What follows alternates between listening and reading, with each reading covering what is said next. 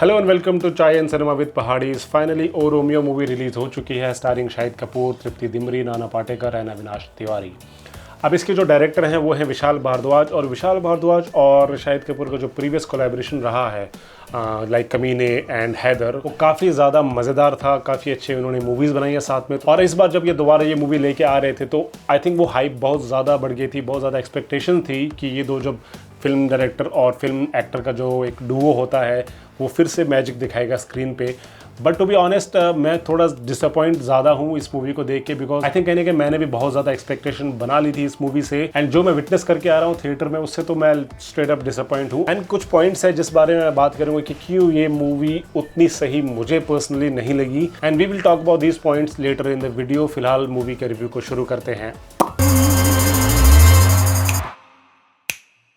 तो सबसे पहले बात करेंगे ओ रोमियो के स्टोरी और प्लॉट की। तो जो शाहिद कपूर का जो कैरेक्टर है अर्जुन उस्तरा का, वो हुसैन उस्तरा जो 90s के टाइम के गैंगस्टर थे उससे लूजली इंस्पायर्ड है, बिकॉज उनका जो वेपन ऑफ चॉइस है वो उस्तरा है, जो ब्लेड होता है शेव करने वाला, एंड वो सुपारी लेते हैं एंड लोगों को मारते हैं। तो तृप्ति दिमरी का जो कैरेक्टर है वो उनके पास आता है सुपारी देने के लिए कुछ 3-4 लोगों की, और वो क्या स्टोरी है वो मैं आपको नहीं बताऊँगा, फिर वो थोड़ा सा स्पॉइलर हो जाता है। बट शाहिद कपूर उस सुपारी को लेते हैं, नहीं लेते हैं, वो उनके लिए काम करते हैं, नहीं करते हैं, और पूरी चीज़ ये निकल के आती है। तो यही है इसका बेसिक प्लॉट, एक रिवेंज स्टोरी है, बट उसके पीछे की कुछ कहानियां हैं जो धीरे धीरे अनफोल्ड होंगी एंड धीरे धीरे आपको पता चलेगा।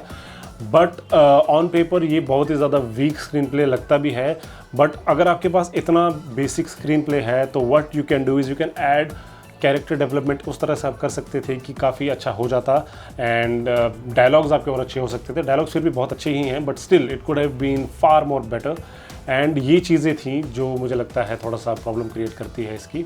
अब बात करते हैं इसके कास्ट परफॉर्मेंसेस की। तो शाहिद कपूर, नाना पाटेकर, तृप्ति दिमरी और अविनाश तिवारी, ये सब ने अच्छा काम किया है। अविनाश तिवारी के कैरेक्टर का मैं बोल सकता हूँ कि वो एक्टर तो अच्छे हैं, बट यहाँ पे कैरेक्टर ने उनको फेल कर दिया, बिकॉज जो विलन यहाँ लिखा गया है वो विलन का कैरेक्टर प्ले कर रहे हैं। आई think it is by far one of the weakest villain I have seen in years. Okay, तो विलन का स्ट्रॉन्ग होना बहुत ज़रूरी होता है किसी भी मूवी को बेहतर बनाने के लिए, राइट। अगर आप एक्शन मूवी बना रहे हो तो villain has to be strong, but यहाँ पे वो आपको नहीं फील होता है। ना आपको उनके कैरेक्टर से या उनकी हरकतों से आपको पर्सनली डर लगता है या एंजाइटी होती है, तो ऐसा कोई फीलिंग नहीं आएगा।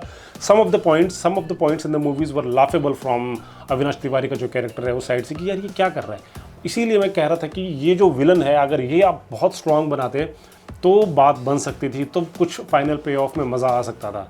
शाहिद कपूर एज यूजुअल बहुत अच्छा काम करते हैं, he has done a fantastic job in this movie. Of course 200% वो हमेशा देते ही हैं, यहाँ भी ऐसा ही है, देखने मिला उनसे काफ़ी अच्छा एफर्ट उन्होंने किया है। Nana Patekar is like personally my favourite from the lot, because जितनी बार भी वो स्क्रीन पे आए हैं, जितने बार भी उन्होंने अपना कोई भी डायलॉग हो, कोई भी परफॉर्मेंस दिया हो, आई थिंक वहाँ पे आपको हंसी भी आएगी, मज़ा भी आएगा। And few of the funny lines from the movie जो मुझे लगी वो सिर्फ और सिर्फ नाना पाटेकर के साथ है। तो I think I love him, he is a great actor. उनका स्क्रीन टाइम अगर थोड़ा और ज़्यादा होता तो मुझे लगता है मूवी को देखने में और मज़ा आता, थोड़ा बेरेबल हो जाती, क्योंकि मूवी लंबी भी बहुत है, 3 घंटे की ये मूवी है। बट ऑफ कोर्स उनका स्क्रीन टाइम काफ़ी कम था, बट जितना हमने देखा उन्हें मज़ा आया। तृप्ति दिमरी ने काफ़ी अच्छी परफॉर्मेंस दी है अपनी, जो एक दर्द वो लेके चलती है, उनके पति को मार दिया गया है और वो जो दर्द है वो काफ़ी अच्छा उन्होंने पोर्ट्रे किया है। वो टर्मोइल में है, अंदर ही अंदर अपने आप को ब्लेम कर रही है अपने हस्बैंड के डेथ के लिए, अपने आंखों से बता पाना, बयां कर पाना, वो आई थिंक काफ़ी ज़्यादा सही पकड़ा है तृप्ति दिमरी के कैरेक्टर ने। और विक्रांत मैसी का भी इसमें स्पेशल अपीयरेंस है और छोटा सा उनका काम है, काफ़ी अच्छा उन्होंने काम किया है एज यूजुअल। बट मुझे ये समझ नहीं आता कि वो तो कुछ टाइम के लिए उन्होंने काम से ऑफ ले लिया था, ये मैंने सुना था, बट वो हर दूसरी मूवी में वो बंदा आ ही रहा है।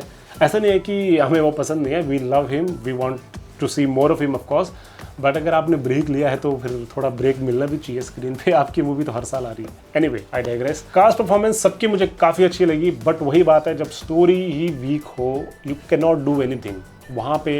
वहाँ पे लगता नहीं है कि यार कुछ बिल्ड हो पाएगा। अब बात करते हैं इसके सिनेमेटोग्राफी और एक्शन सीक्वेंसेस की। तो पहले बात करूँ मैं सिनेमेटोग्राफी की, तो I think it is decent, और ज़्यादा अमेजिंग भी नहीं है, बट ज़्यादा आंखों को चुभेगा भी नहीं और कुछ ज़्यादा ऑड भी नहीं लगता है। आई think it plays really well, it plays really nicely. Set काफ़ी अच्छे लगाए हैं उन्होंने, जो 90s वाला वाइब है उसको देने की अच्छी कोशिश की है। तो आई थिंक वहाँ पे सिनेमेटोग्राफी थोड़ी सी डिसेंट लग सकती है, आपको बिलीवेबल बता देती है कि पूरा जो वर्ल्ड है उस टाइम का वो कैसा रहा होगा। बट बात करूँ मैं एक्शन सीक्वेंसेस की, तो एक्शन सीक्वेंसेस के टेक्निकल एस्पेक्ट की अगर बात करूँ, उनको शूट करने की, उनको कैप्चर करने की, that is brilliantly done, but the choreography of the action sequences are not good. Shahid Kapoor is a capable actor because वो एक्शन कर सकते हैं, फर्जी में हमने वो देख लिया था उनसे, बट यहाँ पे वो इतना देखने नहीं मिला। और जो एक्शन कोरियोग्राफी इन्होंने यूज़ की है, आई थिंक वो सारा हम पता चलता है कि आप एक कमर्शलाइज करने के लिए आप ये वाला राउट ले रहे हो, you not grounding the subject, the character. जो उनका जो भी फाइट करने का तरीका है वो थोड़ा लग रहा था कि बहुत स्टाइलाइज है।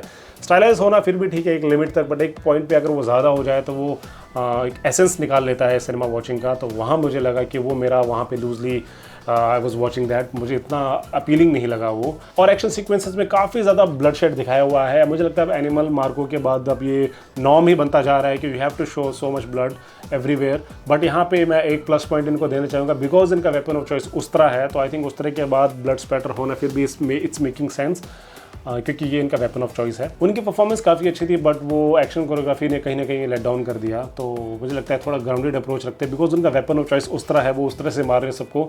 तो उस तरह से मारने के लिए you have to get close to cut someone कहीं भी। बट वो तो जब वो कर रहे थे वो वाले पार्ट फिर भी ठीक है, जब वो पास आके लोगों को काट रहे हैं, that's all good.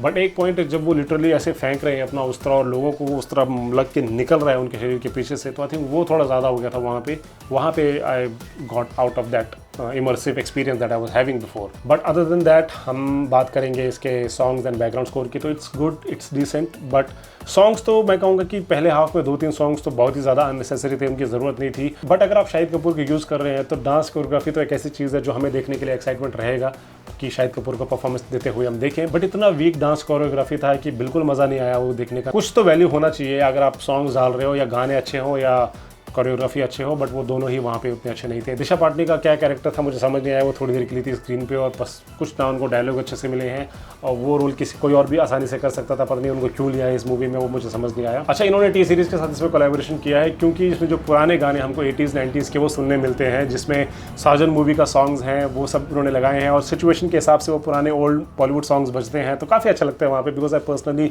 Love old Bollywood songs, मैं हमेशा सुनते रहता हूँ, तो अच्छा लगा वो बड़े स्क्रीन पे पुराने मूवी के गानों को दोबारा सुनने के लिए। But still there is no memorable song as we speak, because Vishal Bhardwaj और शाहिद कपूर की जो प्रीवियस कोलैबोरेशंस हैं उनके पहले के सॉन्ग्स काफ़ी अच्छे और मेमोरेबल रहे हैं, यहाँ पे वो उतना देखने नहीं मिला। अब बात करते हैं इसके नेगेटिव पॉइंट की, जो आई थिंक इसके पॉजिटिव से थोड़ा ज़्यादा ही है। सबसे पहले तो बात करूँगा इसके मूवी के रन टाइम की। 3 घंटे की मूवी है, बहुत ज़्यादा लंबी है, इसको छोटा कर सकते थे।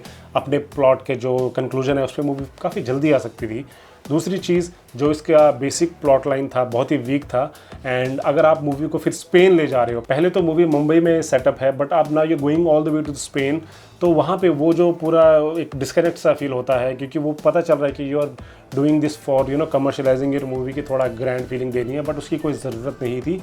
तीसरा, मुझे लगता है जो इसका वीक विलन है वो सबसे ज़्यादा खलता है मुझे, बिकॉज अगर आपका विलन स्ट्रांग होता तो बात ही कुछ और होती, मज़ा आता। अविनाश तिवारी अच्छे एक्टर हैं, बट यहाँ पे कैरेक्टर जो उनका इस तरह से लिखा गया था वो ज़्यादा कुछ कर नहीं पा रहे थे।